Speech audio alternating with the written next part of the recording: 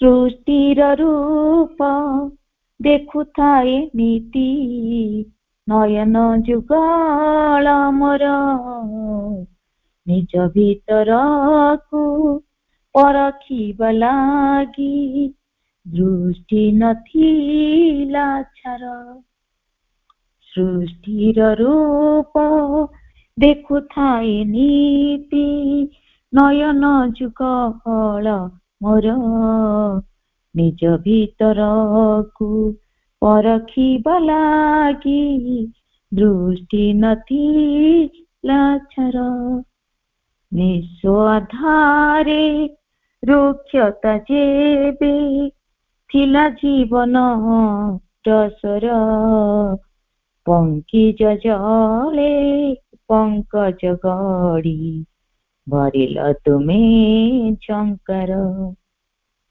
सृष्टिर रूप देखुथाए नीति नयन जुगल मोर निज भीतरकु परखिबा लागि दृष्टि नथिला छार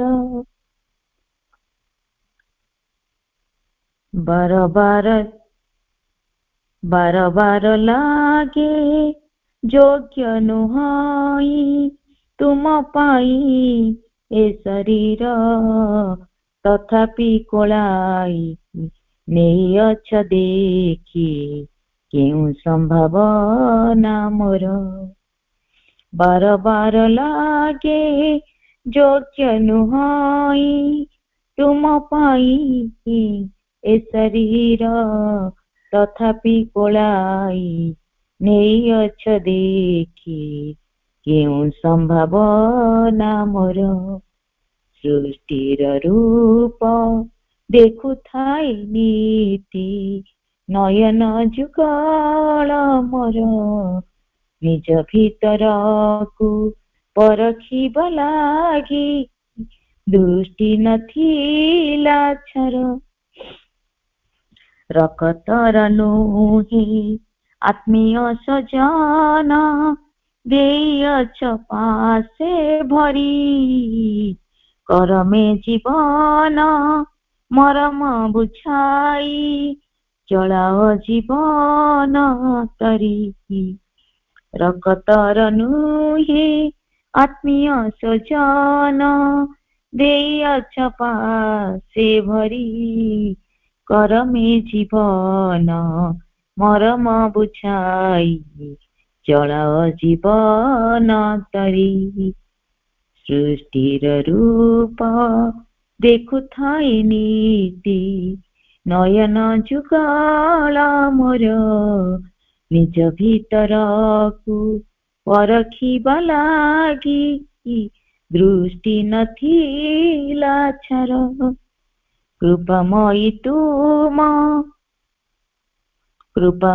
तुमे केते कृपा करी कोलाई नहीं चकोले तुमरी सकती भरी दिय मा आमई मन प्राण शरीरे कृपामयी तुमे कृपा करी केते कोले नहीं चकोले तुमरी सकती भरी दिय मा आम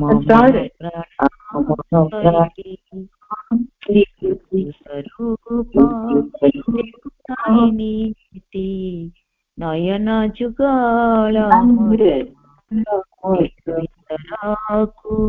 परखिबा लागि दृष्टि नथिला छार मा मा मा मा मा मा समस्त को प्रणाम वंदे मातरम।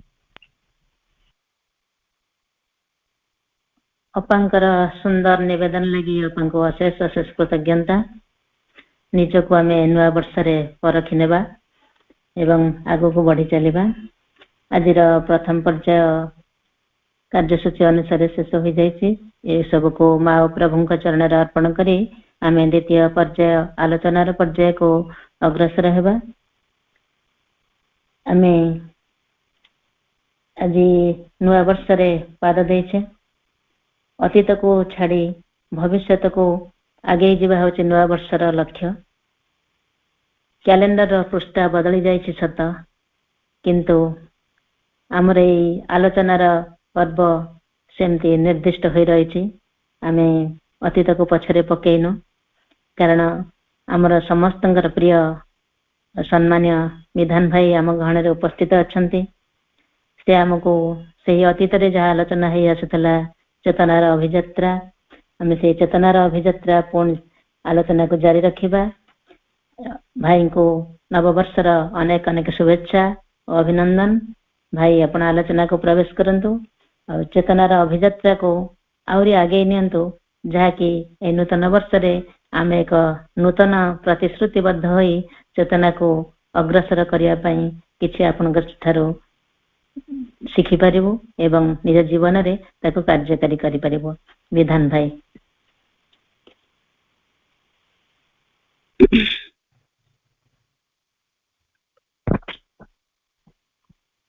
ପରମ କରୁଣାମୟୀ ମା, ପରମ ପ୍ରଭୁ ଶ୍ରୀ ଅରବିନ୍ଦ, ଆଜିର ଅପରାହ୍ନରେ ଆଲୋଚନା ଚକ୍ରରେ ଭାଗ ନେଇଥିବା ସମସ୍ତ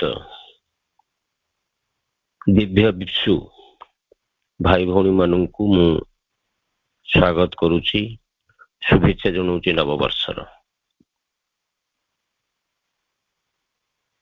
ମଣିଷର ମନ ଏମିତି, ତାକୁ ପୁରୁଣା ଜିନିଷ ଦେଲେ ବା ପୁରୁଣା ଜିନିଷରେ ସେ ବଞ୍ଚିବାକୁ ଭଲ ପାଏ ନା। ପୁରୁଣାକୁ ସେ ଚାହେଁ ତାଠୁ କିଛି ନୂଆ କିଛି ପାଇବୁ, ପୁଣି ଆଗକୁ ଗଲେ କଣ ନୂଆ ପାଇବୁ। ତେଣୁ ସେ ନୂତନତ୍ୱ ହିଁ ଆମକୁ ଅନେକ କିଛି ଭେଟି ଦିଏ। ଆଜି ସେଇ ନୂଆ ବର୍ଷ ଯୋଉଠି ଆମେ ଆଜି ଛିଡା ହେଇଛେ, ଏ ତ ଗତକାଲି ଥିଲା ଡିସେମ୍ବର 31 ତାରିଖ 2025, ଆଜି ଜାନୁଆରୀ 1, 2026। ଏ ଗୋଟାଏ ଦିନ ନୁହେଁ, ଗୋଟାଏ ବର୍ଷର ବ୍ୟବଧାନ। ତେଣୁ ଏଇ ନୂତନ ବର୍ଷଟି ଆମ ମାନଙ୍କ ପାଇଁ ଏକ ସମ୍ଭାବନାର ବର୍ଷ ହଉ। ମନ ପ୍ରାଣ ଶରୀରରେ ମାଙ୍କର କୃପା ଆଶୀର୍ବାଦ ଆମେ ଅନୁଭବ କରୁ। ଯାହା କିଛି କରୁ ତାକୁ ମାଙ୍କୁ ସମର୍ପଣ କରି କରୁ।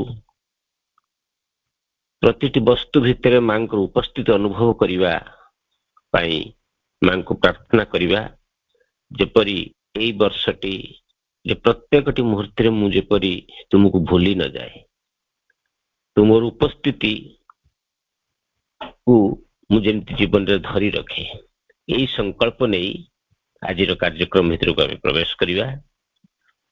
ତେବେ ଆମେ ଗତ କିଛି ଦିନ ଧରି ସତ୍ପ୍ରେମଙ୍କର ଚେତନାର ଅଭିଯାତ୍ରା ପୁସ୍ତକ ଆଲୋଚନା କରୁଛେ। ତେଣୁ ଗତ ଥରକ ସେଇ ପ୍ରାଣ ଶକ୍ତି, ପ୍ରାଣର ସ୍ତରର କଥା ସମ୍ପର୍କରେ ଶ୍ରଦ୍ଧା ଆଲୋଚନା ହେଉଥିଲା। ତା ପୂର୍ବରୁ ମନ ଜଗତ କଥା ସରିଥିଲା। ତେଣୁ ପ୍ରାଣ ହଉଛି, ଆମେ ଯୋଉ ପ୍ରାଣକୁ ଧାରଣ କରିଛେ ସେ ଏକ କ୍ଷୁଦ୍ର ପ୍ରାଣ, କିନ୍ତୁ ଏଇ ପ୍ରାଣର ଆଉ ଗୋଟେ ବିରାଟ ଜଗତ ଅଛି, ଯାହା କୁହନ୍ତି ବୃହତ୍ତର ପ୍ରାଣ ଜଗତ। ତେଣୁ ପ୍ରାଣ ଜଗତ ନାନାଦି ବିଶୃଙ୍ଖଳା ଆଉ ଯନ୍ତ୍ରଣାର ବି ସ୍ଥାନ। ବିଶୃଙ୍ଖଳା ଥାଏ, ଯନ୍ତ୍ରଣା ବି ଥାଏ, ତା ସତ୍ତ୍ୱେ ମଧ୍ୟ ଏହା ମହାନ ଶକ୍ତିର ମଧ୍ୟ ଉତ୍ସ। ତେଣୁ ଏଇ ପ୍ରାଣ ଭିତର ଦେଇ ଯୋଉ ଯନ୍ତ୍ରଣା, ଯୋଉ ହତାଶା କୁ ମୁଁ ମୋର ବ୍ୟକ୍ତିତ୍ୱ ବୋଲି ଭାବେ, ମୋ ଭିତରେ ଯୋଉ ବାସନା ଜାଗ୍ରତ ହୁଏ, ସେ ସବୁକୁ ଆମେ ଯଦି ସ୍ପଷ୍ଟ ଭାବେ ନ ଚିହ୍ନି ପାରିବା ତେବେ ସେଥିରୁ ଆମେ ମୁକୁଳି ପାରିବା ନାହିଁ। ତେଣୁ ସ୍ପଷ୍ଟ ଭାବରେ ତାଙ୍କୁ ଚିହ୍ନିବାକୁ ହେଲେ ଆମକୁ ନୀରବ ହେବାକୁ ପଡିବ, ପ୍ରାଣ ସ୍ତରରେ ନୀରବତା। ତେଣୁ ସେଇ ନୀରବତାର ଯୋଉ ଅଭ୍ୟାସ ଆମେ ଯଦି କରିବା ତେବେ ପ୍ରାଣ ଧୀରେ ଧୀରେ ସ୍ୱଚ୍ଛ ହେବାକୁ ଆରମ୍ଭ କରିବ। ଆଜି ସେଇ ସମ୍ପର୍କରେ ଆମେ ଶ୍ରଦ୍ଧା କରିବା। ତେଣୁ ପ୍ରାଣର ଯୋଉ ନୀରବତା, ପ୍ରାଣ ଜଗତରେ ଯୋଉ ନୀରବତା ଆସିବ, ସେ ନୀରବତାଟାକୁ ଆମେ କେମିତି ଅଭ୍ୟାସ କରିବା। ତେଣୁ ସେମାନଙ୍କୁ ପ୍ରତ୍ୟାଖ୍ୟାନ କରିବା ପରେ କିଛି ସମୟ ଯାଏ ସେମାନେ ଆମର ପାରିପାର୍ଶ୍ୱିକ ଚେତନାରେ ରହନ୍ତି, ଚାରି ପାଖରେ ଛପି ରହନ୍ତି। କିଏ ଛପି ରୁହନ୍ତି? ଆମ ଭିତରେ ଯୋଉ କ୍ରୋଧ, କାମନା, ବାସନା, ହତାଶା ଏ ଚାରିପଟରେ ଆମର ଘୁରି ବୁଲୁଛନ୍ତି। ହୁଏତ ଆମେ ତାକୁ ଦେଖି ପାରୁନୁ। ସେମିତିଆ ଭୂମିଟିଏ ଯେତେବେଳେ ମୋ ଭିତରେ ପ୍ରସ୍ତୁତ ହେଇଯାଏ, ମୋ ପ୍ରାଣ ଜଗତରେ ଯେତେବେଳେ ସେମିତିଆ ଭୂମିଟିଏ ପ୍ରସ୍ତୁତ ହେଇଯିବ, ସେତେବେଳେ କ୍ରୋଧ ମୋ ଭିତରକୁ ପ୍ରବେଶ କରିବାକୁ ସୁଯୋଗ ପାଇବ, କାମନା ମୋ ଭିତରେ ପଶିବାକୁ ସୁଯୋଗ ପାଇବ, ମୋ ଭିତରେ ବାସନା ଜାଗ୍ରତ କରେଇବ, ମୋ ଭିତରେ ହତାଶା ଜାଗ୍ରତ କରେଇବ। ତେଣୁ ଆମେ ଯଦି କୋଳାହଳ ଭିତରେ ପରିପୂର୍ଣ୍ଣ ହେଇ ରହିବା ତେବେ ଏଇ ଶତ୍ରୁମାନଙ୍କୁ ଆମେ ଚିହ୍ନି ପାରିବାନି, ଯିଏ ଆମକୁ ତଳକୁ ଖସେଇ ଦିଅନ୍ତି, ଚେତନାର ତଳକୁ ଖସେଇ ଦିଅନ୍ତି। ତେଣୁ ସେଇ କାମନା ଆଉ କ୍ରୋଧକୁ ଚିହ୍ନିବାକୁ ହେଲେ ଆମକୁ କଣ କରିବାକୁ ପଡିବ ନା ନୀରବତାର ଅଭ୍ୟାସ କରିବାକୁ ପଡିବ। ଆମେ ଖୁବ ସ୍ପଷ୍ଟ ଭାବରେ ଅନୁଭବ କରୁ ଯେ କ୍ରୋଧ, କାମନା, ବାସନା, ହତାଶା ଆମ ଚାରି ପାଖରେ ଘୁରୁଛନ୍ତି, କିନ୍ତୁ ନିରବଚ୍ଛିନ୍ନ ପ୍ରତିହତ ହେବା ଫଳରେ ତାଙ୍କର ଶକ୍ତି ହରାନ୍ତି, ଆମକୁ ଛାଡି ଦେଇ ଚାଲିଯାଆନ୍ତି। ଯେମିତି ମୋ ଘରଟିର ଦ୍ୱାର ମୁହଁ ଖୋଲା ହେଇଛି, ଯଦି ସମସ୍ତେ ସେ ଘର ଭିତରକୁ ଆସିବେନି, ଯୋଉମାନଙ୍କ ସହିତ ମୋର କିଛି ସମ୍ପର୍କ ରହିଥିବ, ସମ୍ବନ୍ଧ ରହିଥିବ, ସେଇମାନେ କେବଳ ଆସନ୍ତି। ତା ଛଡା ବେଳେ ବେଳେ କଣ ହୁଏ ନା କିଛି କିଛି ବ୍ୟକ୍ତିଙ୍କ ସହିତ ସମ୍ପର୍କ ନଥିଲେ ମଧ୍ୟ ହଠାତ୍ ସେମାନେ ପଶି ଆସନ୍ତି। ଯେତେବେଳେ ହଠାତ୍ ପଶି ଆସନ୍ତି ଆମେ ତାଙ୍କୁ କିଭଳି ବ୍ୟବହାର କରୁ ବାହାରେ, ନା ତମେ କାହାକୁ ଖୋଜୁଛ? ନାଇଁ ମୁଁ ଅମୁକ ଲୋକ ଖୋଜୁଥିଲି। ନାଇଁ ଏଇଟା ତାଙ୍କ ଘର ନୁହଁ, ତମେ ଭୁଲରେ ବୋଧେ ପଳେଇ ଆସିଛ। ତେଣୁ ଏମିତି ବେଳେ ବେଳେ ଆମର ଦ୍ୱାରଟି ଯଦି ଖୋଲା ଥାଏ ତାହେଲେ ଏମିତି ଅଚାନକ ବେଳେ ବେଳେ ଏମିତି ପଶି ଆସନ୍ତି। ତେଣୁ ତାଙ୍କୁ ଯୋଉଭଳି ବାହାରେ ଆମେ ବ୍ୟବହାର କରୁ ଠିକ ସେମିତି ଆମ ଭିତରେ ମଧ୍ୟ ଆମେ ସେମାନଙ୍କୁ ଡିଲ୍ କରିବା ଦରକାର। ଏଇଟା ହଉଛି ସାଧନା। ତେଣୁ ଆମ ସହିତ ସେମାନଙ୍କର ସମ୍ବନ୍ଧ ଆମେ ପ୍ରଥମେ ଛିନ୍ନ କରିଦେବା। ଦେଖିବା ଯେ ଦିନେ ଆମେ ସେ ସ୍ପନ୍ଦନକୁ ତ୍ୟାଗ କରିପାରିବା ବୋଲି କେବେ ଭାବିନଥିଲୁ। ସେ ସବୁ ଆମକୁ ଯିଏ ପ୍ରଭାବିତ କରୁଥିଲେ, କିନ୍ତୁ ଦିନେ ସେ କଣ ହୁଅନ୍ତି ନା ତାଙ୍କର ପ୍ରଭାବ ହରାନ୍ତି। ସେ ସବୁ ଆମକୁ ଚଳଚ୍ଚିତ୍ରର ପର୍ଦ୍ଦା ଉପରେ କେବେ କେମିତି ଭାସି ଯାଆନ୍ତି। ସବୁଠାରୁ ଆକର୍ଷଣୀୟ କଥା ହଉଛି କୌଣସି କ୍ଷୁଦ୍ର ଦୃଷ୍ଟାମୀ ପୁଣି ତାର ଖେଳ ଆରମ୍ଭ କରିବାକୁ ଚେଷ୍ଟା କରିବା ବିଷୟରେ ଆମେ ବି ଜାଣିପାରିବା। କେବେ କେବେ ଆମେ ଦେଖୁ କେତେକ ମାନସିକ ଅବସ୍ଥା ଆମକୁ ନିର୍ଦ୍ଦିଷ୍ଟ ସମୟରେ ଆଘାତ କରୁଛନ୍ତି, ସମୟ ଅନୁଯାୟୀ ବଦଳି ବି ଯାଉଛନ୍ତି ବା ଆବର୍ତ୍ତିତ ହେଇଯାଉଛନ୍ତି, ଯାହାକୁ ଶ୍ରୀ ଅରବିନ୍ଦ ବା ଶ୍ରୀମା ମାନସିକ ଗଠନ ବୋଲି ବି କହନ୍ତି। କେତେ ଗୁଡେ ସ୍ପନ୍ଦନର ମିଶ୍ରଣ ପୁନରାବୃତ୍ତି ହେଇ ଏକ ବ୍ୟକ୍ତିତ୍ୱ ଧାରଣ କରେ। ଥରେ ଯଦି ଆମେ ସେଇ ଗଠନକୁ ସ୍ୱୀକାର କରିନେବା ତେବେ ଗୋଟେ ଗ୍ରାମଫୋନ ରେକର୍ଡ ପରି ମୂଳରୁ ଶେଷ ପର୍ଯ୍ୟନ୍ତ ବାଜିବା ଭଳି ବାଜି ଚାଲିବା। ତେଣୁ ଏମାନେ କେଉଁଠାରେ ଅଟକନ୍ତି ନାହିଁ, ସେମାନଙ୍କୁ ସାମିଲ ହେବା କି ନାହିଁ ତାହା ଆମ ଉପରେ ନିର୍ଭର କରେ। ତେଣୁ ଯୋଉ ଯୋଉ ସ୍ପନ୍ଦନ ଗୁଡିକ ଆମ ଭିତରକୁ ପ୍ରବେଶ କରନ୍ତି, ଆମେ ସେ ସ୍ପନ୍ଦନକୁ ଚିହ୍ନିବା କେତେବେଳେ ନା ଯେତେବେଳେ ଆମେ ନୀରବରେ ଦେଖିବା, ଅନୁଧ୍ୟାନ କରିବା ଯେ ଏଇ ସ୍ପନ୍ଦନଟି ଆସିବା ଫଳରେ ମୋ ଭିତରେ ଏଇ ସତ୍ତା ମାନେ କଣ ଉଲ୍ଲସିତ ହଉଛନ୍ତି, ଏଇ ସତ୍ତା ମାନେ ହତାଶ ହେଇଯାଉଛନ୍ତି, ଏଇ ସତ୍ତା ମାନେ ଭୟଭୀତ ହେଇଯାଉଛନ୍ତି। ତେଣୁ ମୁଁ କାହାକୁ ରେକମେଣ୍ଡ କରିବି, କୋଉ ସ୍ପନ୍ଦନକୁ ଗ୍ରହଣ କରିବି ଆଉ କୋଉ ସ୍ପନ୍ଦନକୁ ବର୍ଜନ କରିବି। ଯାହାକୁ ବର୍ଜନ କରିବେ, ଯଦି ବାରମ୍ବାର ବର୍ଜନ କରିବେ, ଦିନେ ଦେଖିବେ ସେ ତାର ଶକ୍ତି ହରାଇବ, ସେ ଆଉ ଆସିବାକୁ ସାହସ କରିବନି। ଯେମିତି ବାହାରେ ଘଟୁଛି ସେମିତି ଭିତରେ ହବ। ସେମାନଙ୍କ ସହ ସାମିଲ ହେବା କି ନାହିଁ ତା ଅଛି ଆମ ଉପରେ ନିର୍ଭର କରେ। ଏଇଭଳି ଅସଂଖ୍ୟ ଅଭିଜ୍ଞତାର ସମ୍ଭାବନା ମଧ୍ୟ ରହିଛି। ପରୀକ୍ଷା କରିବା ପାଇଁ ସମଗ୍ର ପୃଥିବୀ ପଡ଼ି ରହିଛି। କିନ୍ତୁ ଏଇ ଆବିଷ୍କାର କରିବା ନିହାତି ଆବଶ୍ୟକ ଯେ ଏ ସବୁଥିରେ ଆମେ ବୋଲି କେହି ନଥାଉ। ଏସବୁ କେବଳ ପ୍ରତିକ୍ରିୟା କରିବାର ଅଭ୍ୟାସ। ତେଣୁ ଆମେ ଏଟାକୁ ଦୈନନ୍ଦିନ ଜୀବନରେ ପ୍ରାକ୍ଟିସ କରିବା ଦରକାର। ଆମେ ନୀରବ ପାଟି ବନ୍ଦ କରିଦେଲେ ଯେ ନୀରବ ହବ ତା ନୁହଁ। ନୀରବତା ସବୁ ସ୍ତରରେ ହେବା ଦରକାର। ପ୍ରାଣରେ ନୀରବତା, ମନରେ ନୀରବତା। ଯେତେବେଳେ ପ୍ରାଣ ଆଉ ମନ ନୀରବ ହବ ପାଟି ଆପେ ଆପେ ଚୁପ ହେଇଯିବ। ଅନାବଶ୍ୟକ ଶବ୍ଦ ପାଟିରୁ ବାହାରିବନି।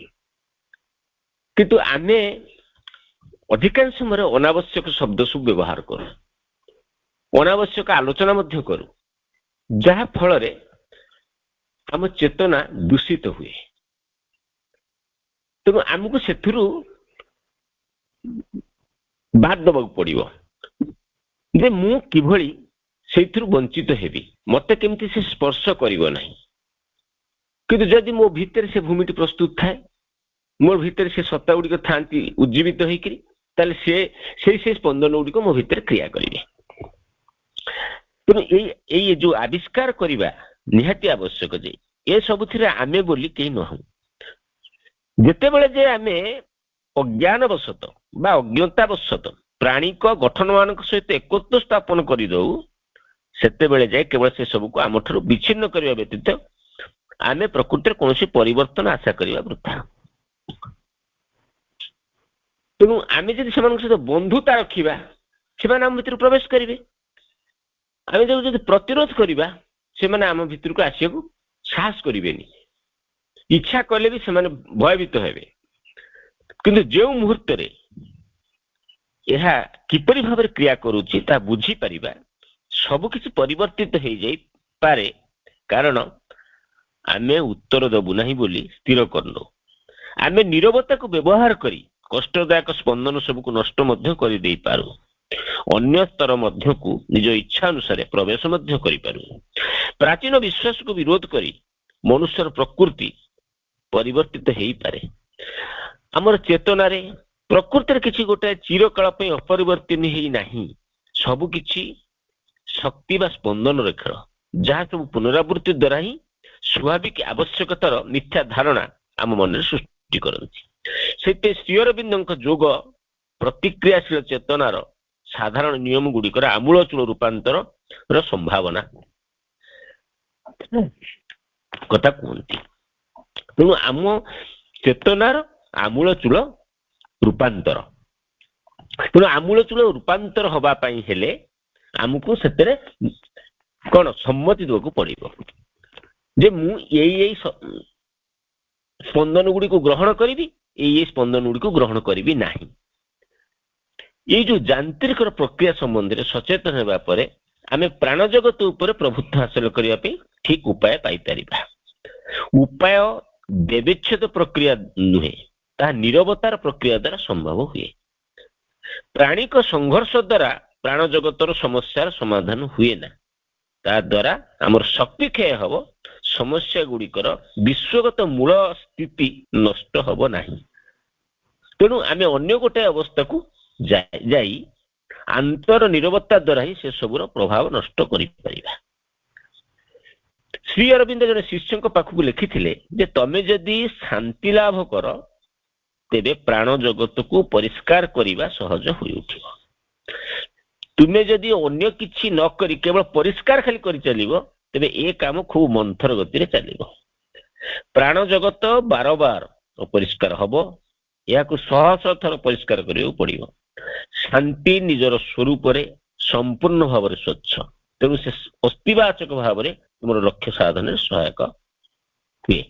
କେବଳ କୁଶ୍ଚିତ ତାର ଅନୁସନ୍ଧାନ କରିବା, ତାହାକୁ ପରିଷ୍କାର କରିବା ଏକ ନାସ୍ତିବାଚକ ଉପାୟ। ତା ଅର୍ଥ ରାସ୍ତାରେ ବହୁତ ଢିମା ଢିମା ଗୋଡି ଗୁଡାକ ପଡିଛି, ଖାଲି ପାଦରେ ଚାଲିଲା ବେଳକୁ ପାଦଟା କଷ୍ଟ ହଉଛି। ତେଣୁ ଆମେ କଣ କରିବା, ଗୋଟି ଗୋଟି କରି ଗୋଡି ଉଠେଇକି ଚାଲିବା କି? ତେଣୁ ଆମକୁ ସେଠି କରିବାକୁ କଣ ପଡିବ ନା, ଯଦି ଗୋଟି ଗୋଟି ଗୋଡି ଉଠେଇକିରି ଆମେ ରାସ୍ତା ଧୀରେ ଧୀରେ ଚାଲିବା ଆରମ୍ଭ କରିବା, ତେବେ ଆମେ କିଛି ବାଟ ଗଲା ପରେ ଥକି ପଡିବା। ତେଣୁ ଆମକୁ କଣ କରିବାକୁ ପଡିବ ନା ଗୋଟେ ଭଲ ଜୋତା ପିନ୍ଧିବାକୁ ପଡିବ। ଭଲ ଜୋତାଟେ ପିନ୍ଧିଲେ ସେଇ ଢିମା ରାସ୍ତା ଉପରେ ମଧ୍ୟ ଆମେ ଆରାମରେ ଚାଲିଯିବା। ଏଇଟା ହଉଛି ଉପାୟ। କିନ୍ତୁ ଆର ଗୋଟେ ବ୍ୟତିକ୍ରମ କଥା ବି କହିବି। ସେଟା ଢିମା ଢିମା ପଥର ପଡିଛି, ମୁନିଆ ମୁନିଆ ପଥର ପଡିଛି, ତା ଉପରେ ଜୋତା ପିନ୍ଧିକିରି ଆମେ ଚାଲି ଯାଉଛୁ ସହଜରେ। ଯଦି ଛୋଟିଆ ପଥରଟିଏ ମାନେ ଜୋତା ଭିତରେ ପଶିଗଲା, ଭଲ ରାସ୍ତା ହେଲେ ବି ମୁଁ କିଛି ବାଟ ଗଲା ପରେ ଥକି ପଡିବି ବା ଯାଇପାରିବିନି। ତା ଅର୍ଥ ବାହାରକୁ ମୁଁ ଜୋତା ପିନ୍ଧିକି ଯାଇପାରେ, ତା ଅର୍ଥ ତମର ଇନର ୱାର୍ଲଡ, ତମ ମାନେ ଅନ୍ତର୍ଜଗତ ଭିତରେ ଯଦି ସାମାନ୍ୟତମ କୁଶ୍ଚିତତା ଥାଏ, ଅଶାନ୍ତ ଥାଏ, ତେବେ ତୁମେ କେବେ ବି ଆଗକୁ ଗତି କରିପାରିବ ନାହିଁ। ତମ ଆଗରେ ସବୁକିଛି ଯେମିତି ତମସାବୃତ ଭଳି କୁହୁଡି ଘେରା ଭଳିଆ ଦେଖାଯିବ, ରାସ୍ତା ପରିଷ୍କାର ଦେଖାଯିବ ନାହିଁ। ତେଣୁ ଆମେ ସବୁ ଜିନିଷକୁ କଣ କରୁ ବା ସବୁ କଥାକୁ ସମସ୍ୟାଟାକୁ ବାହାରୁ ସମାଧାନ କରିବାକୁ ଚେଷ୍ଟା କରୁ, କିନ୍ତୁ ଭିତରଟାକୁ ସମାଧାନ କରୁନା। ଯଦି ଭିତରଟାକୁ ଆମେ ସଜାଡି ଦେବା, ବାହାର ସମସ୍ୟା ଆପଣା ଛାଏଁ ଦୂର ହେଇଯିବ। ମା ସେଇ କଥା କହୁଛନ୍ତି। ତେଣୁ ଆମ ଅନ୍ତର୍ଜଗତକୁ ଆମେ ପ୍ରଥମେ ବ୍ୟବସ୍ଥିତ କରିବା, ସୁସଙ୍ଗତ କରିବା, ସେମାନଙ୍କ ଭିତରେ ସାମଞ୍ଜସ୍ୟତା ରକ୍ଷା କରିବା। ମୋ ଭିତରକୁ କୋଉ କୋଉ ସ୍ପନ୍ଦନ ପ୍ରବେଶ କରିବା ଫଳରେ ମୋ ଭିତରେ କୋଳାହଳ ସୃଷ୍ଟି ହଉଛି, ମୋ ଭିତରେ ଭୟ ସୃଷ୍ଟି ହଉଛି, ମୋ ଭିତରୁ ଆନନ୍ଦ ଅପହୃତ ହେଇଯାଉଛି, ସେ କଥାକୁ ଲକ୍ଷ୍ୟ କରିବା। ଯଦି ନୀରବରେ ତାକୁ ଲକ୍ଷ୍ୟ କରିପାରିବା, ଦେଖିପାରିବା, ତେବେ କୋଉ କୋଉ ସ୍ପନ୍ଦନ ଆମକୁ କଷ୍ଟ ଦଉଛି ସେ ସ୍ପନ୍ଦନକୁ ଆମେ ପ୍ରତିହତ ମଧ୍ୟ କରିପାରିବା। ତେଣୁ ଏଇ ପ୍ରକାର ଅସୁବିଧା ମଧ୍ୟ ସବୁ ଅଛି।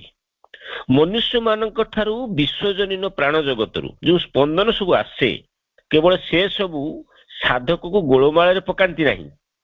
ଅବଶ୍ୟ ଏ ଦୁଇ ପ୍ରକାର ସ୍ପନ୍ଦନର ପାର୍ଥକ୍ୟ କରିବା ସମ୍ଭବପର ନୁହେଁ, କାରଣ ଜଣେ ବ୍ୟକ୍ତି ବିଶ୍ୱଭୌମିକ ପ୍ରାଣ ବା ମନର ଗୋଟେ ଆଧାର ସ୍ଥଳ, ମାତ୍ର ଯେଉଁଠାରେ ଅନେକ ସ୍ପନ୍ଦନ ନିରବଚ୍ଛିନ୍ନ ଭାବରେ ଗତିଶୀଳ, ଆଉ ଏକ ପ୍ରକାର ସ୍ପନ୍ଦନ ମଧ୍ୟ ରହିଛି ଯେଉଁମାନେ ସେମାନଙ୍କର ଆକସ୍ମିକ ଉପସ୍ଥିତି ଆଉ ଉଗ୍ରତା ପାଇଁ ପ୍ରସିଦ୍ଧି। ସାଧକ ଅନୁଭବ କରେ ଯେ ଏ ସ୍ପନ୍ଦନ ସବୁର ପ୍ରଭାବରେ ଯେ ତାର ସତ୍ତାର ଉଦ୍ଦେଶ୍ୟ, ପ୍ରୟାସ, ଲକ୍ଷ୍ୟକୁ ସମ୍ପୂର୍ଣ୍ଣ ଭାବରେ ବିସ୍ମୃତ ହେଇଯାଇଛି, ଅନ୍ୟ ଗୋଟିଏ ମଣିଷ ହେଇଯାଇଛି। ସତେ ଯେପରି ସେ ତାର ସତ୍ତାର ଉଦ୍ଦେଶ୍ୟ, ଲକ୍ଷ୍ୟ, ପ୍ରୟାସ ଭୁଲି ଯାଇଛି, ସବୁକିଛି ଅର୍ଥହୀନ ହେଇ ପଡିଛି, ନଷ୍ଟଭଷ୍ଟ ହେଇଯାଇଛି।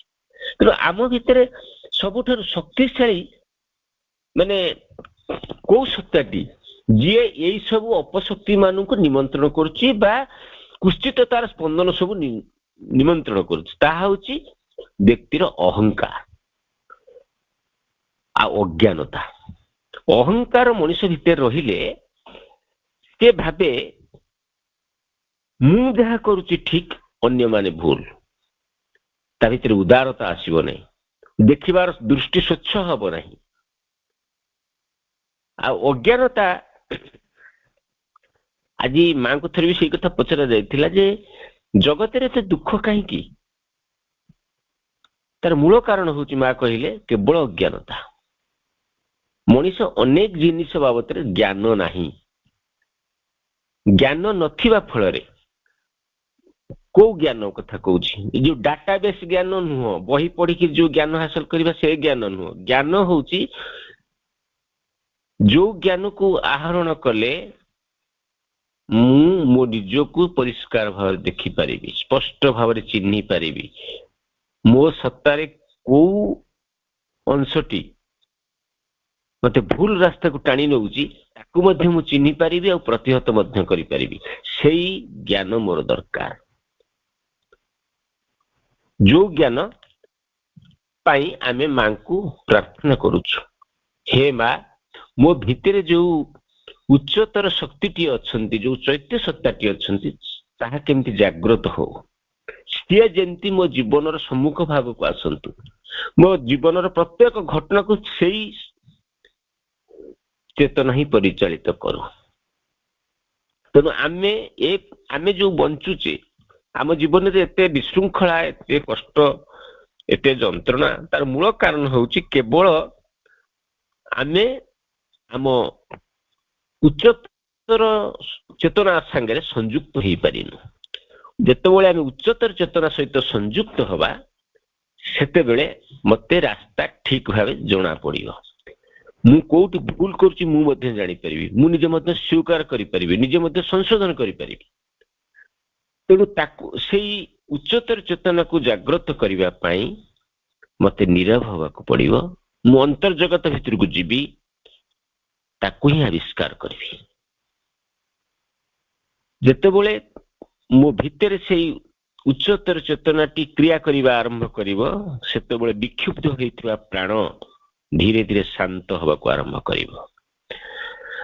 ଆବୁରୁ ଜାବୁରୁ ଭାବନା ଭିତରେ ବ୍ୟସ୍ତ ରହୁଥିବା ମନଟି ଧୀରେ ଧୀରେ ସ୍ୱଚ୍ଛ ହେବାକୁ ଆରମ୍ଭ କରିବ, ନିର୍ଦ୍ଦିଷ୍ଟ ଭାବନାରେ ବ୍ରତୀ ରହିବ। ମୋ ଶରୀର ଭିତରେ ଯୋଉ ଯନ୍ତ୍ରଣା ପ୍ରକାଶ ପାଉଛି, କଷ୍ଟ ପ୍ରକାଶ ପାଉଛି, କାହିଁକି ନା ତାହା ଏଇ ମନ ପ୍ରାଣ ଦ୍ୱାରା ପରିଚାଳିତ ହେଉଛନ୍ତି ବୋଲି। ଯେତେବେଳେ ମୋ ଶରୀରଟି ଚୈତ୍ୟ ସତ୍ତା ଦ୍ୱାରା ପରିଚାଳିତ ହବ ବା ଉଚ୍ଚତର ଚେତନା ଦ୍ୱାରା ଯେତେବେଳେ ପରିଚାଳିତ ହବ, ସେତେବେଳେ ମୋ ଭିତରେ ରୋଗ ରହିବ ନାହିଁ, ମତେ ବାର୍ଦ୍ଧକ୍ୟ ଛୁଇଁବ ନାହିଁ, ମୋ ଜୀବନରେ ଅନ୍ଧକାର ଆସିବ ନାହିଁ, ମତେ ସବୁ କିଛି ସ୍ପଷ୍ଟ ଦେଖାଯିବ। ସେଇ ସୋପାନକୁ ଉନ୍ନୀତ କରିବାକୁ ଆମକୁ ମା ଆହ୍ୱାନ ଦଉଛନ୍ତି, ଶ୍ରୀ ଅରବିନ୍ଦ ଆହ୍ୱାନ ଦଉଛନ୍ତି।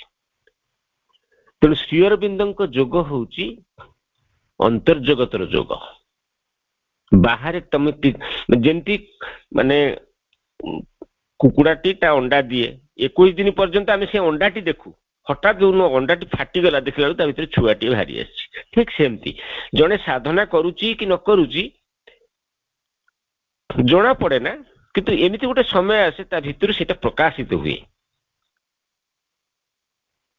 କିନ୍ତୁ ଆଉ ଗୋଟେ କଥା ମଧ୍ୟ ଜଣା ପଡିବ, କେମିତି ନା ଆପଣ ଗୋଟେ ନିଆଁ ଜଳୁଛି, ଆପଣ ସେ ପାଖ ବାଟ ଦେଇ ଗଲେ ବି ନିଆଁର ଯୋଉ ଧାସ ବା ନିଆଁର ଯୋଉ ଉଷୁମ ଆପଣ ନିଶ୍ଚୟ ଅନୁଭବ କରିବେ।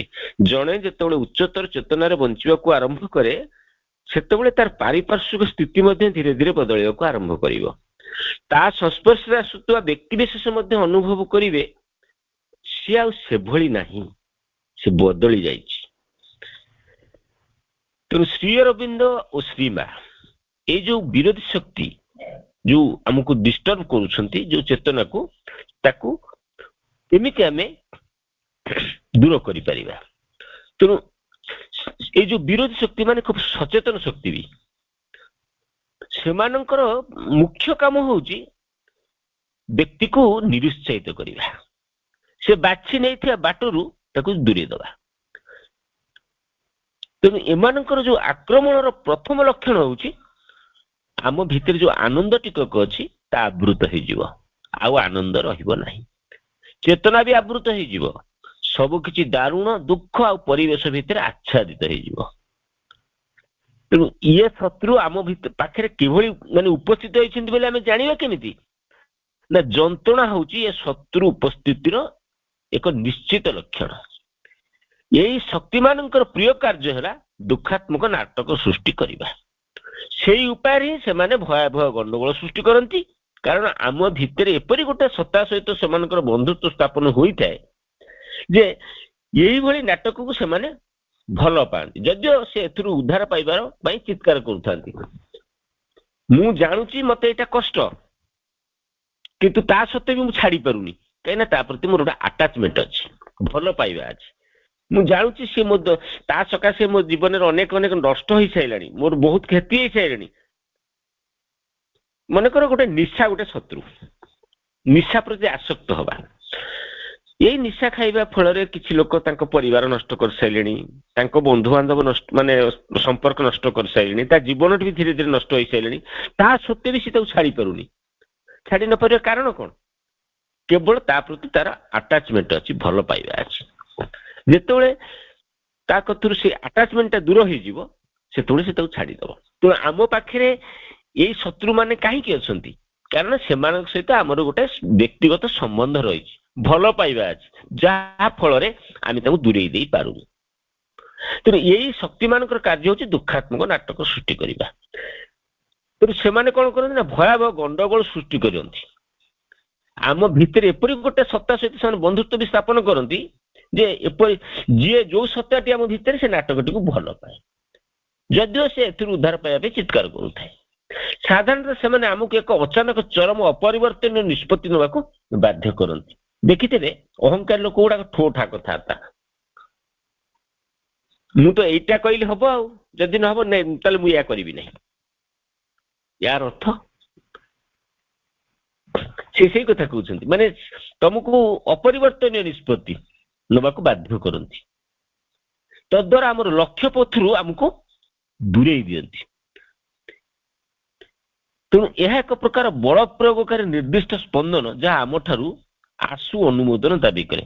ସେ ପ୍ରଥମେ ଆସିବ ଆମ ପାଖକୁ, ଆମକୁ ଆମର କନସେଣ୍ଟ ମାଗିବ ଯେ ମୁଁ ଏଠି ତମ ଭିତରୁ ପ୍ରବେଶ କରିବି। ସେ କନସେଣ୍ଟଟା ହୁଏତ ଯେମିତି ଆମେ ହଁ ନାଇଁ କହୁ ସେମିତି ନୁହଁ, ଆମ ଭିତରେ କିଏ ସେ ସତ୍ତାଟି ସମ୍ମତି ଦେଇଦିଏ, ଦବା ଫଳରେ ସେ ମୋ ଭିତରକୁ ପ୍ରବେଶ କରନ୍ତି। ଚମତ୍କାର କୌଶଳ ଦ୍ୱାରା ଆମର ସମଗ୍ର ଅନୁସନ୍ଧାନକୁ ସେମାନେ ଅଧିକାର କରିନିଅନ୍ତି। ଆମକୁ ପ୍ରତାରଣା ଆମକୁ ପ୍ରତାରଣା କରୁଛୁ, ଆମର ଚେଷ୍ଟା ବ୍ୟର୍ଥ ହେଇଯିବ। ଅଧିକାଂଶ ସମୟରେ ଏମାନେ ଏକ ପ୍ରକାର ଭୟାବହ ହତାଶ ମଧ୍ୟ ଆମ ଭିତରେ ଆଣି ସୃଷ୍ଟି କରନ୍ତି। ସେମାନେ ତାଙ୍କର ପରିଚିତ ବନ୍ଧୁମାନଙ୍କ ସହ ମିଶି ଏଇ ଖେଳ ଆରମ୍ଭ କରନ୍ତି, ଯାହା ସମ୍ବନ୍ଧରେ ଶ୍ରୀ ଅରବିନ୍ଦ କହୁଛନ୍ତି ସେଇ ଯୋଉ ବିଷର୍ଣ୍ଣ ସତ୍ତା ନିଜକୁ ଦୁଃଖ ଓ ଅନ୍ଧକାରର ସାତପ୍ରସ୍ତ ପୋଷାକ ଦ୍ୱାରା ଆବୃତ କରି ରଖିଥାନ୍ତି। ଯଦି ନିଜକୁ ସମ୍ପୂର୍ଣ୍ଣ ହତଭାଗୀ ବୋଲି ଅନୁଭବ ନ କରେ ତେବେ ତାର ଅସ୍ତିତ୍ୱକୁ ପ୍ରତିପାଦିତ ସେ କରିପାରେ ନା। ତେଣୁ ଯେତେବେଳେ ସେ ସତ୍ତା ଗୁଡ଼ିକ ଆମ ଭିତରେ ପ୍ରବେଶ କରନ୍ତି ସେମାନେ ଆମ ଭିତରେ ହତାଶ ଭାବ ସୃଷ୍ଟି କରନ୍ତି। ମୁଁ ପ୍ରକୃତିରେ କିଛି କରିପାରିବିନି, ମୋ ଦ୍ୱାରା ଆଉ ସମ୍ଭବ ନୁହଁ, ମୋର ସବୁ କିଛି ନଷ୍ଟ ହେଇଗଲା, ମୋର ସବୁ କିଛି ବିଗିଡିଗଲା, ତା ଭିତରେ ଏଇଭଳି ହତାଶ ଭାବ ଗୁଡାକ ଆଣି ଭର୍ତ୍ତି କରିଦିଅନ୍ତି। ତେଣୁ ସେମାନଙ୍କ ସହିତ ତାଙ୍କ ପରିଚିତ ବନ୍ଧୁମାନେ ମଧ୍ୟ ଆସନ୍ତି। ତେଣୁ ବିଶୃଙ୍ଖଳା ଏଇ ସବୁ ସ୍ପନ୍ଦନକୁ ଆମେ ଆମର ଦୁଃଖ ବୋଲି କହୁ ବା ଆମର ଯନ୍ତ୍ରଣା ବୋଲି ଅଭିହିତ କରୁ। ସେମାନେ ହିଁ ଆମ ଚାରି ପାଖରେ ଥିବା ବରଫର କ୍ଷେତ୍ରକୁ ଦୁର୍ବଳ କରି ନଷ୍ଟ କରିଦିଅନ୍ତି। ଆମ ପାଖରେ ଯୋଉ ସୁରକ୍ଷାର କବଚଟି ଥାଏ, ଯୋଉ ଆମ ଚାରିପଟରେ ଯୋଉ ବରଫର କ୍ଷେତ୍ରଟି ଥାଏ, ସେମାନେ ପ୍ରଥମେ ତାକୁ ନଷ୍ଟ କରିଦିଅନ୍ତି। ତେଣୁ ଯେତେବେଳେ କୌଣସି ଅପଶକ୍ତି ମୋ ଭିତରୁ ପ୍ରବେଶ କରେ ପ୍ରଥମେ ଆଗ ସେଇ ସୂକ୍ଷ୍ମ ବଳୟକୁ ଆଗ ଆଘାତ କରେ। ଯଦି ସେ ଆଘାତରେ ଆମେ ସଚେତନ ହେଇଗଲୁ ତାହେଲେ ସେ ଆମ ଭିତରୁ ଆମେ ତାକୁ ପ୍ରତିରୋଧ କରିବୁ, ସେ ଆମ ଭିତରକୁ ପ୍ରବେଶ କରିପାରିବନି। କିନ୍ତୁ ଯେତେବେଳେ ସେ ସୂକ୍ଷ୍ମ ବଳୟଟିକୁ ଭେଦ କରି ଆମ ପାଖକୁ ଚାଲି ଆସିଲା ଧୀରେ ଧୀରେ ଆମେ ତା ହାବୁଳରେ ପଡିଯାଉ, ସେ ଆମକୁ ଗ୍ରାସ କରିବା ଆରମ୍ଭ କରେ। ଦେଖାଯାଏ ମୁଁ ଯୋଉ ଅବସ୍ଥାରେ ଥିଲି ଆଉ ଗୋଟେ ଅବସ୍ଥାକୁ ବଦଳିଗଲି। ଏଇ ଯୋଉ ବିରୋଧୀ ଶକ୍ତିମାନେ ଆମକୁ ଆକ୍ରମଣ କରିବା ପାଇଁ ହଜାର ହଜାର କୌଶଳ ମଧ୍ୟ ଅବଲମ୍ବନ କରନ୍ତି। ଆମେ ଯେତେ ବେଶୀ ଦୃଢ ପ୍ରତିଜ୍ଞା ନେବୁ ସେ ସେତେ ବେଶୀ ନିଷ୍ଠୁର ହେବେ।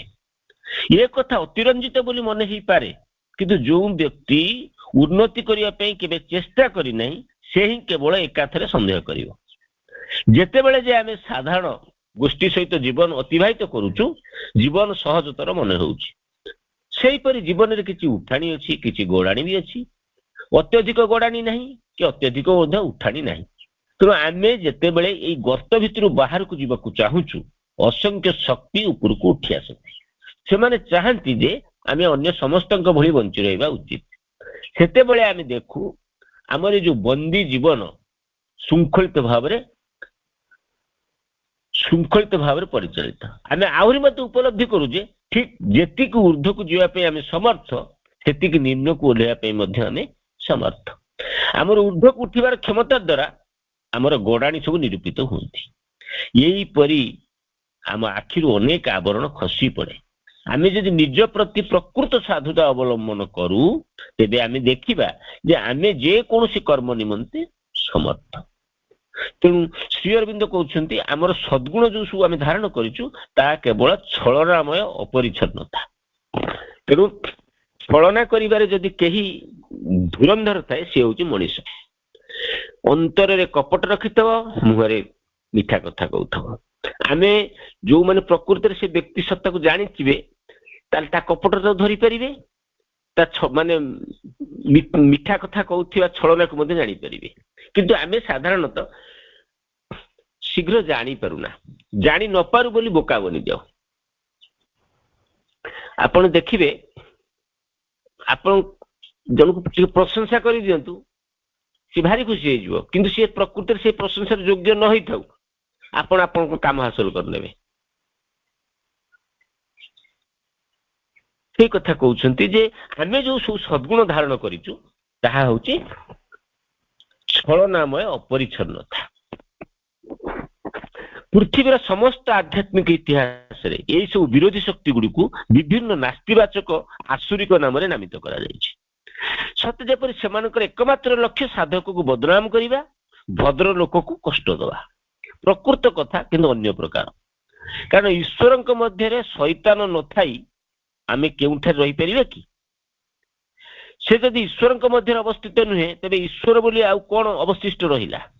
ପୃଥିବୀରେ ଅନେକ ମନ୍ଦ ରହିଛି, ସେଇ ସବୁ ମନ୍ଦକୁ ଶୈତାନ ବୋଲି ବାଦ ଦେଲେ ଅବଶିଷ୍ଟ ପବିତ୍ରତା କିଛି ରହିବ ନାହିଁ, ଗୋଟେ ଆୟତନହୀନ ଛାୟାହୀନ ଗାଣିତିକ ବିନ୍ଦୁଟିଏ ବ୍ୟତୀତ। ଆମର ଅଭିଜ୍ଞତାରୁ ଆମେ ଜାଣୁ ଯେ ଏଇ ସବୁ ଶକ୍ତି ଗୁଡିକର ବିଶ୍ୱରେ ନିଜସ୍ୱ ସ୍ଥାନ ରହିଛି। ସେମାନେ କେବଳ ଆମର ସାମଗ୍ରିକ ସାମୟିକ କ୍ଷୁଦ୍ର ଚେତନା ମଧ୍ୟରେ ଗୋଳମାଳ ସୃଷ୍ଟି କରନ୍ତି।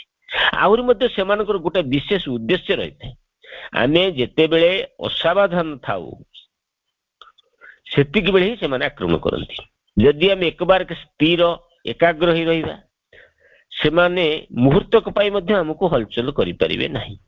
ଆମେ ଯଦି ଶୈତାନକୁ ପୃଥିବୀର ବିଭତ୍ସତା ପାଇଁ ଦୋଷ ନ ଦେଇ ନିଜ ଆଡକୁ ଦୃଷ୍ଟିପାତ କରୁ ତେବେ ଦେଖିବା ଏଇସବୁ ଆକ୍ରମଣ ଆମ ଭିତରେ ଅସଂଖ୍ୟ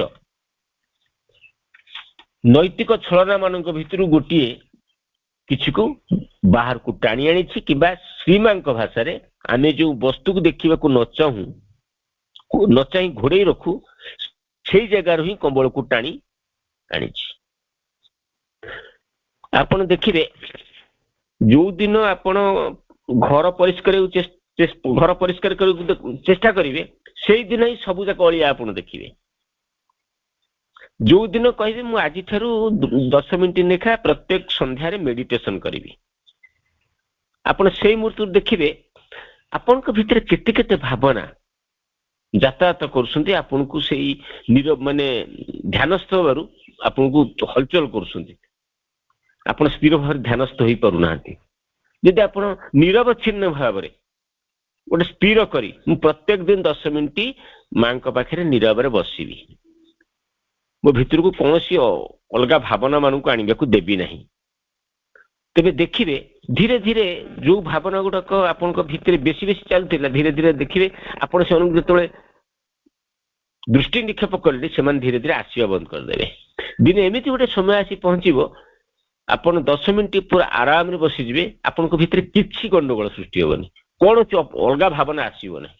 ତେଣୁ ଏଇ ଯୋଉ ପ୍ରାକ୍ଟିସଟା କରିବା, ଆମେ ତ ଶହ ଶହ କଥା ଶୁଣୁଛେ କିନ୍ତୁ ପ୍ରାକ୍ଟିସ ଯଦି ସେଇ ଅନୁସାରେ କରିଥାନ୍ତେ କେବେଠାରୁ ଏ ସୃଷ୍ଟି ଦିବ୍ୟ ହେଇସାରନ୍ତାଣି, କେବେଠାରୁ ଏ ସୃଷ୍ଟି ରୂପାନ୍ତର ହେଇସାରନ୍ତାଣି। କିନ୍ତୁ ଆମେ ଏମିତି କହନ୍ତି ନାହିଁ ପିଟା ଘଣ୍ଟ, ଆମକୁ ଯେତେ କହିଲେ ବି ଯେତେ ବାଡେଇଲେ ବି ଆମେ ସେଇଠି ଟିକେ ଭୁକି ଦଉ, ପୁଣି ଯୋଉ କଥା ସେଇ କଥା।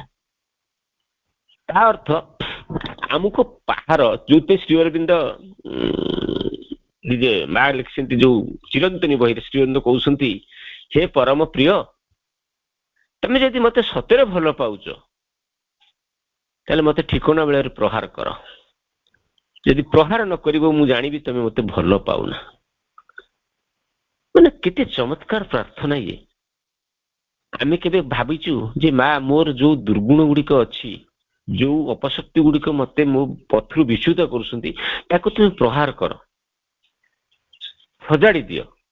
ନା, ଆମେ ଏ ପ୍ରାର୍ଥନା କରୁନି, ଆମ ଭିତରୁ ଏଇ ଆକୁତି ଆସୁନି।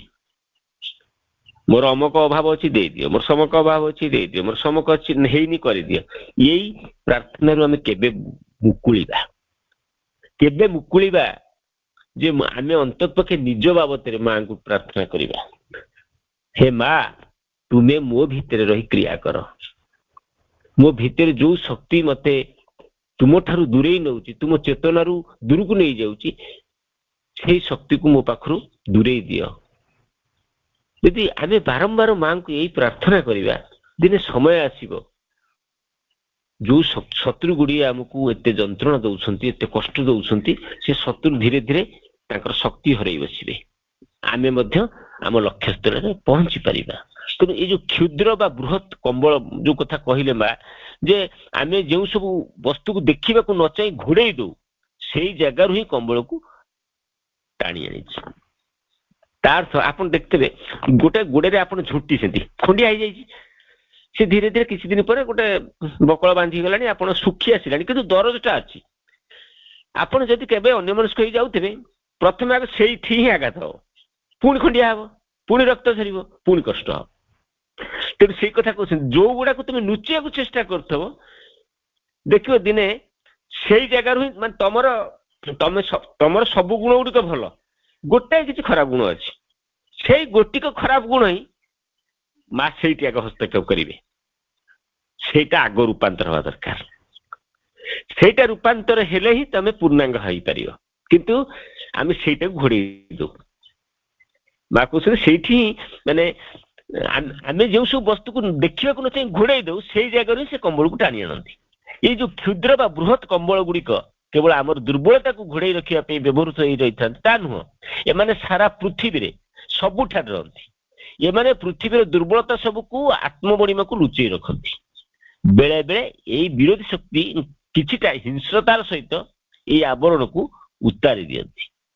ନିରର୍ଥକ ଭାବରେ ନୁହେଁ, ଈର୍ଷା ପରେ ନାହିଁ ବି ନୁହେଁ, ସେମାନେ ଆମର ଆଖି ଖୋଲିବାକୁ ଚାହାନ୍ତି, ଆମର ପୂର୍ଣ୍ଣତା ପ୍ରାପ୍ତ କରିବାକୁ ଚାହାନ୍ତି, ଯାହାକି ଅନ୍ୟଥା ଆମେ ପ୍ରତିରୋଧ କରିଥାଉ। କାରଣ ଆମେ ଯଦି ସତ୍ୟର ବା ଆଦର୍ଶର କଣିକାଟିଏ ମାତ୍ର କେଉଁଠାରୁ ଲାଭ କରୁ, ଦୁର୍ଭାଗ୍ୟବଶତଃ ଆମେ ତାକୁ ତାଲା ଦେଇ ଗୋଟେ ବାୟୁ ଶୂନ୍ୟ ବାକ୍ସ ମଧ୍ୟରେ ଆବଦ୍ଧ କରି ରଖିଦଉ, ସେଠାରୁ ଆଉ ଟିକେ ବି ଆମେ ଘୁଞ୍ଚୁନା। ଅନ୍ୟ କଥାରେ କହିବାକୁ ଗଲେ ଏଇ ସବୁ ନିର୍ଦ୍ଦୟ ଶକ୍ତି ଗୁଡିକ ଯନ୍ତ୍ର ପରି ଆମକୁ ପୃଥିବୀକୁ ଉନ୍ନତି କରିବାରେ ସାହାଯ୍ୟ କରନ୍ତି।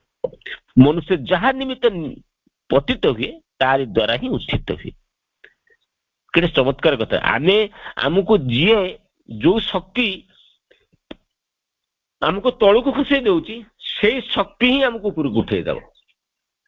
ଯୋଉ ନିଆଁ ଲାଗିଲେ, ମାନେ ଯୋଉ ନିଆଁ ଟିକେରେ ଆମେ ଖାଦ୍ୟ ପ୍ରସ୍ତୁତ କରୁଛୁ, ସବୁ କିଛି ସମ୍ଭବ ହୋଇପାରୁଛି, ଆମେ ବଞ୍ଚି ପାରିଛୁ ତାକୁ ନେଇକିରି, କିନ୍ତୁ ସେଇ ନିଆଁ ଟିକେ ଅସାବଧାନତା ହେଲେ ଘର ମଧ୍ୟ ନଷ୍ଟ କରିଦବ, ମଣିଷକୁ ମଧ୍ୟ ନଷ୍ଟ କରିଦବ, ପୋଡି ମାରିଦବ।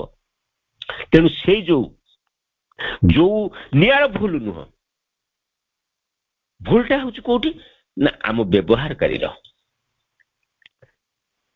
ଏଇ ଗତ କିଛି 4-5 ଦିନ ତଳେ ଆମେ ଓଳାଭର ଯାଇଥିଲୁ, ସେଠି ଯୋଉ କାର୍ଯ୍ୟକ୍ରମ ହଉଥିଲା ଭବେଶଙ୍କର କାର୍ଯ୍ୟକ୍ରମ ଥିଲା ଆଲୋଚନା ଚକ୍ର, ଭାଇ ଗୋଟେ ଏଇ ଏକ୍ଜାକ୍ଟ ଏମିତିଆ କଥାଟେ କହିଲେ। ମଟର ଛୁଇଁ ଆମେ ଘରକୁ ଆଣିକି ଯାଇଛୁ, ମଟର ଛୁଇଁ ମାଟି ଛଡଉଛି, ତା ପାଖରେ ତା ଛୋଟ ଛୁଆଟି ବଇଛି। ମଟର ଛୁଇଁ ଛଡେଇବା ଭିତରେ ତା ଭିତରେ ଗୋଟେ ନୀଳ ପୋକଟି ବାହାରିଲା। ଯେମିତି ବାହାରି ପଇଲା, ମାଟି ଦେଖିକି ତାକୁ କଣ କଲା, ଚୁଇଁକି ଉଠିଲା, ତା ଭିତରେ ଭୟ ପାଇଗଲା, ତା ଭିତରେ ଗୋଟେ ଘୃଣ୍ୟତା ଭାବ ଆସିଗଲା। କିନ୍ତୁ ଛୋଟ ପିଲାଟି କଣ କରିଛି, ସେଇ ପୋକଟାକୁ ହାତରେ ଧରିକି ଗୋଟେ ଛୋଟ ବୋତଲ ଭିତରେ ପୁରେଇ ଦେଲା। ସେ ବୋତଲ ଭିତରେ ସେ ପୋକଟି କଣ କରୁଛି, ଡେଉଁଥାଏ, ସେ ଦେଖି ଖୁସି ହେଉଥାଏ, ତାକୁ ଭାରି ଖୁସି ଲାଗୁଥାଏ, କିନ୍ତୁ ମା ଭିତରେ ବିରକ୍ତି ଭାବ ଆସୁଥାଏ। ଅର୍ଥ ସମାନ ପରିସ୍ଥିତି, କିନ୍ତୁ ଜଣେ ଖୁସି ହଉଛି, ଜଣେ କଷ୍ଟ ପାଉଛି। ତେଣୁ ଯୋଉ ଶକ୍ତି ଆମକୁ ତଳକୁ ଖସେଇ ଦଉଛି, ଯୋଉ ସ୍ପନ୍ଦନଟି, ସେଇ ସ୍ପନ୍ଦନ ଆବଶ୍ୟକ ଆମକୁ ଉପରକୁ ଉଠେଇ ଦେବା ପାଇଁ।